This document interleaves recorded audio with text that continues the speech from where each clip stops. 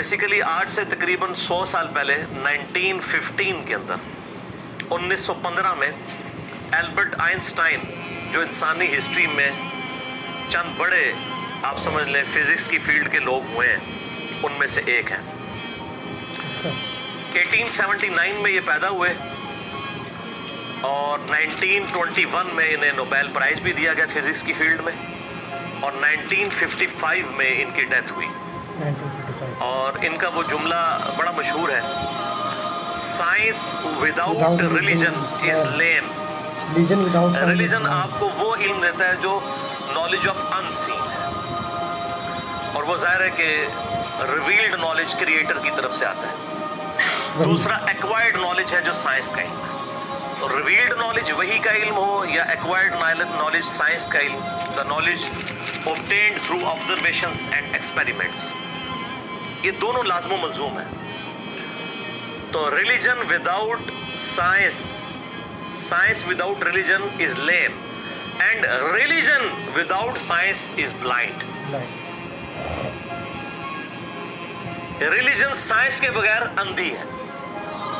Religion کو سمجھنے کے لیے آپ کو سائنس سمجھنی پڑے گی. اس لیے دیکھیں قرآن پاک میں 1000 سے زیادہ آیات جو ہے نا وہ سائنس کی فیلڈ سے ریلیٹڈ ہے, جس کو ہم سائنس یا فزیکل فینومینا آف نیچر کہتے ہیں. اللہ تعالیٰ کی قدرت کے یعنی جو مظاہر اس کائنات میں پھیلے ہوئے ہیں.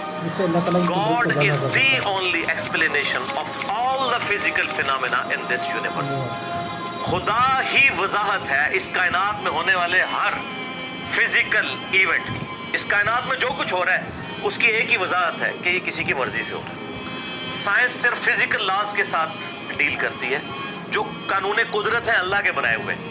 انہی لاز کو یوز کر کے سائنس ہیومینٹی کی بہتری کے لیے کام کرتی ہے. کوئی لا خود سے پروڈیوس نہیں کر سکتی, وہ پابند ہے اس کی. اللہ تعالیٰ نے لا آف بوائنسی رکھا ہے, قوت اچھال, اس کو سائنس یوز کرتی ہے اور اس کی بنیاد کے اوپر بحری جہاز جو ہے سمندروں میں چلتے ہیں اور ہوائی جہاز ہوا میں. لیکن لا آف بوائنسی تو اللہ کا بنایا ہوا ہے, وہ ختم ہو جائے. اگر لا آف بوائنسی اگر ارشمیدس نے بتایا تو اس نے ڈسکور کیا ہے. ارشمیدس کریٹر نہیں ہے اس لا کا, ڈسکور کرنے والا ہے. سائنس جب کوئی چیز ڈسکور کرتی ہے تو بعض اوقات لوگوں کو یہ وسوسہ آتا ہے سائنس نے وہ کارنامہ کر لیا. سائنس تو صرف ڈسکوری کر رہی ہے. سورج مشرق سے نکلتا ہے, یہ ایک ڈسکوری ہے, لیکن اس قانون نے سورج کو پیدا نہیں کیا. انڈے سے چوزا نکلتا ہے اور پھر انڈے میں یہ تبدیلیاں آتی ہیں, سائنس اس کو ڈسکور کرتی ہے, لیکن ان تبدیلیوں نے اور ان لاز نے انڈا نہیں بنایا, انڈا کریٹر نے بنایا. تو ڈسکوری سے ہمیشہ آپ ہر سٹیپ اللہ کی طرف طے کر رہے ہو. یہ کائنات اللہ تعالیٰ کا فعل ہے اور قرآن اللہ کا قول ہے. قول اور فعل میں تضاد نہیں ہوتا. اللہ نے جتنے physical phenomena of nature discuss کیے ہیں وقت کے ساتھ ساتھ وہ چیزیں ریویل ہو رہی ہیں الحمدللہ, اور یہ ہمیں خدا کی طرف لے کے جاتی ہے. تو میں البرٹ آئنسٹائن کی بات کر رہا تھا, تو انہوں نے اس وقت میتھمیٹیکلی یہ چیز پروف کی تھی کہ کائنات کے اندر, یعنی انہوں نے دیکھا نہیں تھا, یہ ان کا یہ کانسیپٹ تھا کہ اگر کسی جگہ پہ بہت زیادہ میس کنسنٹریٹ کر جائے اور اس کا والیوم آلموسٹ زیرو نیگلیجیبل ہو تو اس میس کے اندر گریویٹیشنل فورس, قوت کشش ثقل, جس کی وجہ سے چیزیں ایک دوسرے کو کھینچتی ہیں. یہ میں گلاس جب یہاں سے چھوڑوں گا تو نیچے جائے گا, اوپر نہیں جائے گا, اس لیے کہ زمین اسے اپنی طرف کھینچ رہی ہے. تو اس کی ایک طاقت ہے جس سے وہ 9.8 میٹر پر سیکنڈ اسکوائر کی ایکسلریشن ہوتی ہے. تو انہوں نے کہا تھا کہ اگر ایسا میس کائنات میں کہیں ایگزسٹ کرتا ہو کہ اس کا والیوم تو آلموسٹ زیرو ہو, لیکن اس کا جو میس ہے وہ وہاں پہ انٹینس میس ایسا کنسنٹریٹ کرے تو اس کی گریویٹیشنل فورس اتنی زیادہ ہوگی کہ اس کے پاس سے بھی اگر کوئی ستارہ گزرے گا تو وہ اس کو ہڑپ کر لے گی, جس طرح ایک ورٹیکس کرتا ہے. بلیک ہول ایک خلائی ورٹیکس ہے, جس طرح سمندری بھنور ہوتے ہیں نا جن میں بڑے بڑے بحری جہاز بھی ڈوب جاتے ہیں, چکر کھا رہا ہوتا ہے, کوئی بھی چیز کے قریب بھی ہے وہ اس کو پہلے سک کرتی ہے پھر اندر ڈبو دیتی ہے پھر ختم. اس طرح خلا کے اندر بھی ایسے ورٹیکس ہو سکتے ہیں جہاں پہ کنسنٹریٹڈ ماس ایگزسٹ کرتا ہو اور وہ گریویٹیشنل فورس اتنی ہوگی کہ ایون لائٹ بھی اس میں انٹر ہونا تو وہ بھی اسکیپ نہیں کر سکتی, جو اس کائنات کی سب سے تیز ترین چیز ہے اور ایبسولوٹ کانسٹنٹ ہے. आइंस्टाइन ने तो ये भी कहा ना टाइम कांस्टेंट है ना मैथ कांस्टेंट है,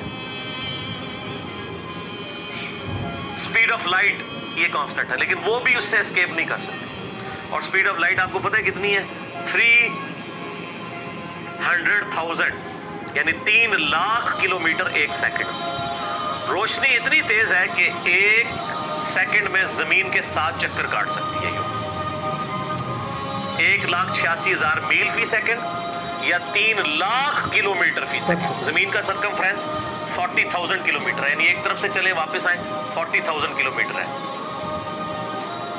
तो एक सेकंड में रोशनी जमीन के 7 चक्कर काट सकती है। इसलिए कायनात के फासले जो है वो रोशनी के एतबार से मापे जाते हैं। ये इतने लाख नूरी साल, और एक नूरी साल ही बहुत ज्यादा होता है। 1 लाइट ईयर ये है कि रोशनी एक साल तक इसी रफ्तार से चलती है तो जितना फासला तय करती है। वो तो आप मेरा हुई अल्लाह वाला लेक्चर देख लें, मसला 60, उसमें मैंने फिर बताया कि कायनात के फासले कितने हैं। तो आज हम ब्लैक होल के ऊपर बात कर रहे हैं। तो वो ब्लैक होल का उनका एक कॉन्सेप्ट था कि ऐसा अगर हो तो हो जाएगा। फिर साइंटिस्ट ने उस पर काम करना शुरू किया। आप हिस्ट्री देखें, करते करते 3-4 साल पहले से इन्होंने अभी वो उसके ऊपर यानी दुनिया में जितनी टेलीस्कोप्स थी बड़ी बड़ी 8 टेलीस्कोप्स इन्होंने फिट की, जो कई यानी सालों तक वो इमेज लेती रही है। वो इमेजेस जोड़ के तो उन्होंने बहरहाल एक ब्लैक होल ऐसा दरियाफ्त कर लिया है कि जो वाकई जहाँ पे ये पूरी कहकशाएं भी गायब हो जाती हैं। और ये फिजिकली उसकी वीडियो भी उन्होंने मंजर आम पे ले आए।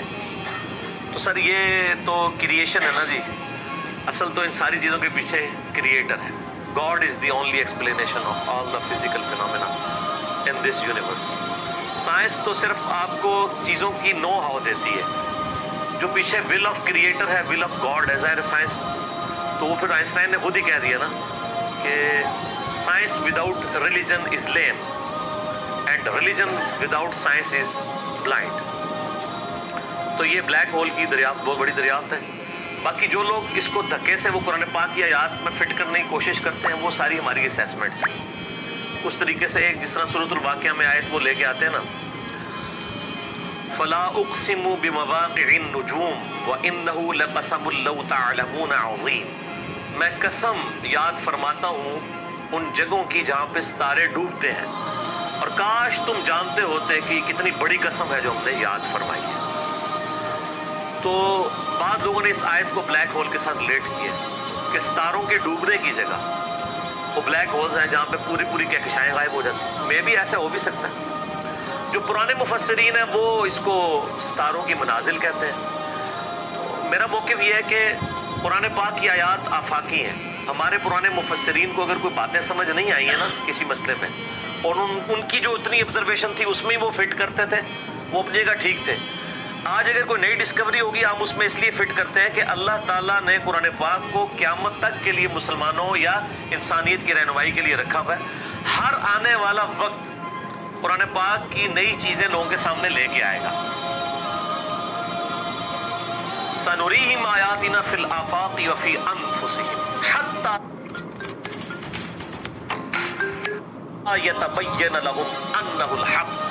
अनकरीब हम ज़मीन व आसमान में और तुम्हारी जानों में तुम्हें ऐसी निशानियां दिखा देंगे कि तुम पुकार उठोगे, तुम पे ये बात खुल जाएगी कि कुरान हक है, खुदा की ज़ात हक है।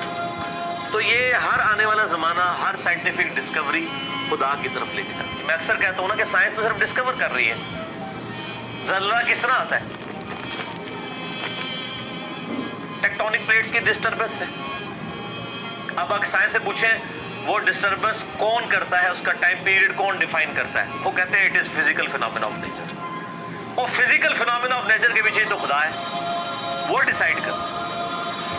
कायनात में होने वाली हर चीज मौजज़ा है। ये अलग बात है कि हम चंद मौजज़ात के आदी हो चुके हैं। अगर किसी शख्स ने ये ऑब्जर्व ना किया हो कि चूजा अंडे में से निकलता है, एक लम्हे के लिए सोचे, और वो पूरी जिंदगी अंडा खाता रहे, उसे एक दिन बताया जाए कि ये जो तुम अंडा खाते हो ना, ये जो तुम्हें इतने खूबसूरत चूजे और मुर्गियां नजर आती है इसमें से निकलती है। वो कहेगा मैंने दर्जनों दफा तोड़ा है, इसमें तो कोई ऐसी दूर दूर तक चीज नहीं है कि इसमें से चूजा बन सके। ईमानदारी से बताएं ऐसा होगा कि नहीं? یا ایک بے قدر بیج کسی کو دکھایا جائے اور اسے یہ بتایا جائے یہ جو اتنا بڑا تم درخت دیکھ رہے ہو نا یہ اس میں سے نکلا ہے، وہ کہتا ہے یار اس میں سے کیسے اتنا بڑا درخت نکل سکتا ہے، وہ درخت تو اتنا بڑا ہے، یہ تو اتنا سا ہے، وہ تو 6 ارب گنا بڑا ہے، لیکن ہم عادی ہیں۔ آپ پھولوں کو دیکھیں، اگر پھول کسی کو جس کو یہ نہ پتا ہو یہ زمین کی کالی مٹی میں سے نکلتے ہیں وہ کبھی بھی نہیں مانے گا کہ مٹی میں تو دور دور تک ایسی کوئی چیز نہیں۔ فروٹ کو دیکھ لیں، کائنات کی ہر چیز ایک معجزہ ہے۔ یہ الگ بات ہے کہ ہم چند معجزوں کے عادی ہو چکے ہیں اس لیے ہمیں وہ چھوٹے لگتے ہیں، ورنہ میں اللہ کی قسم اٹھا کے کہتا ہوں کہ مردے کا زندہ ہونا یہ چھوٹا معجزہ ہے، انڈے میں سے چوزے کا نکلنا اس سے بڑا معجزہ ہے۔ بہت بڑی بات۔ مردہ تو وہ پڑی ہوئی ہے لاش، وہی زندہ ہو رہی ہے نا، چوزے اور انڈے کا تو کوئی لینا دینا ہی نہیں دور دور تک۔ اللہ اس میں سے ایک لیسدار مادہ ہے، آپ وہ لیسدار مادہ اس میں سے نکال کے اوپن ایئر کے اندر لے آئیں، پھر آپ اس میں سے ذرا چوزے کی چونچی کو ایک بنا کے بتا دیں۔ ابھی تو ہم انڈا بنانے کے لیے کسی کو کہہ ہی نہیں رہے، انڈا تو کوئی بنانے کا سوچ بھی نہیں سکتا۔